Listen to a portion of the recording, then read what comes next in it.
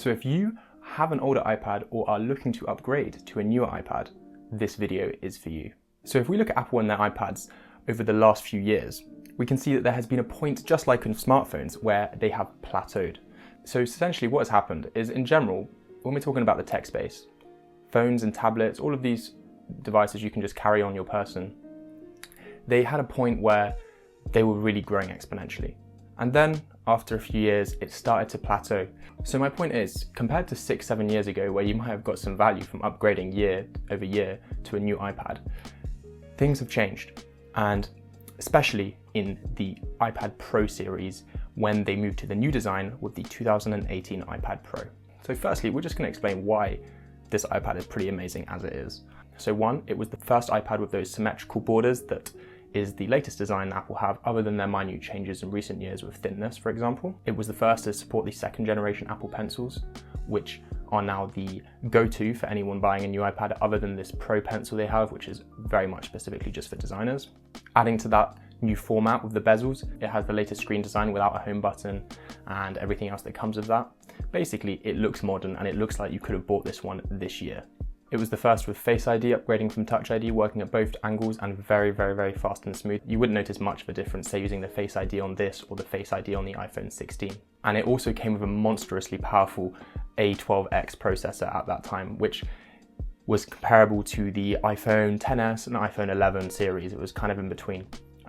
Extremely powerful and still very usable in this day and age. We'll touch on that later. All this means is that the iPad Pro from 2018 was well ahead of its time, and in some ways still is today when you compare it to things such as many Android tablets. So we're going to cut this video down into the main sections. You'll be able to click on the different timestamps in the description below to skip to any parts of the video that you're more interested in. The iPad Pro is extremely fast, and you know, for people who are university students or anyone who simply needs to take notes and do basic productivity tasks such as Word, Excel, it's amazing. It's very, very smooth. And what adds to that is not just the processor, but the fact that it has a 120 Hz ProMotion display. So it has a variable refresh rate, meaning that it's extremely smooth when you're using the iPad, and can actually feel, for example, I use an iPhone 15 and that has a 60 Hz display. It has a much faster processor, but many times it actually feels slower when using the application manager, opening up apps, just because that display doesn't refresh as fast as it does on this iPad. And although it's not at the level of the new M series chips, which are quite frankly overpowered in the newer iPads, it can do more advanced tasks such as editing photos, editing video in certain applications, and used for design. Physically, let's first touch on the screen relating to that last design point. It has a very color accurate display, as you can see here, and most designers are not really going to complain unless you are a professional that needs specific requirements that the newer iPads may offer you. And additionally to that, in terms of the physical, well, you can look at it here for yourself. It's pretty great. It's got a great camera for an iPad, It has the flash that might be useful for some. It's got USB-C, which is up to date. The screen, as previously mentioned, Face ID, it's got all the hardware things you might want. And importantly, it has 4 speakers, which the iPad Air of this time, and I believe, I'll confirm below here if this is true, but compared to many of the new iPad Airs, which still only have speakers on one side. So it's got an amazing sound essentially, and compared to like the 2020 iPad Air, for sure, the sound quality is much better. Basically, Apple released a tech product that was perfect at the time, and it had no flaws and no over-engineering. I'm looking at you, camera button on the iPhone 16. In terms of battery, of course battery has improved in recent iPads, and on top of that, buying an older iPad, or if you have one of these older iPads, the battery will have been degraded, unless you've managed to buy a refurbished stock, which may have a higher capacity. And what this means is, although it has degraded, I have one that's around the 80 to 90% of its original health, and it works absolutely fine for daily tasks. Kind of think of it as a phone's battery. It's good enough, but probably won't get you through the whole day if you're going to use it intensively. But usually an iPad is a secondary device, so it's never been much of an issue. And importantly, it's got USB-C. You've got USB-C on the latest iPhones, Macs, Android devices, all of that nowadays. So as long as you carry one around with you, you can always plug it in pretty easily, and that's what I kind of do. so it hasn't been an issue. The one thing I will say is that the standby time when leaving the iPad alone has not been as good as it used to be, so it does seem to use up a bit more juice when just left on the side not being used than it would have previously done. Well, it got iOS 18. It's been 6 years, you've probably got a couple more years of software updates, although I cannot promise, and you're best off doing your research if you're buying new. But the iOS 18 is working quite well on it. Opening apps and stuff like that has been a little bit slow for me, but that was on the first version of iOS 18. I'm hoping that on this new one, in the next coming iterations of it, it will be faster, but it's still a very fast tablet, of course.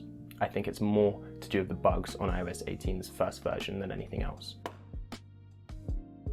So the use cases: gaming, definitely. Leisure, 100%, amazing speakers and amazing screen quality. Editing, photos, videos, definitely, especially if it's 1080p.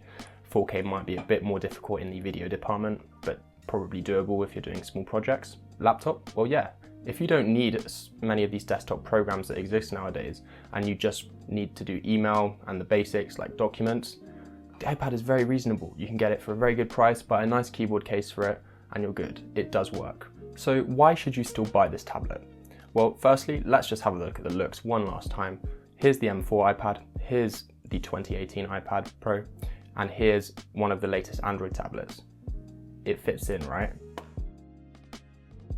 And well, price range. You can get it between £200, £300 in the UK, and I'll put some US Amazon links in the description, which is a very good price for what you are getting. It's also holding its value quite well. The price has not changed recently. For example, I bought mine 3.5 years ago for £300. Obviously, we have to take into account inflation. So in the sense, it has gotten cheaper, but the price is holding, and I could sell mine today for a similar price to what I bought it for just 3 years ago.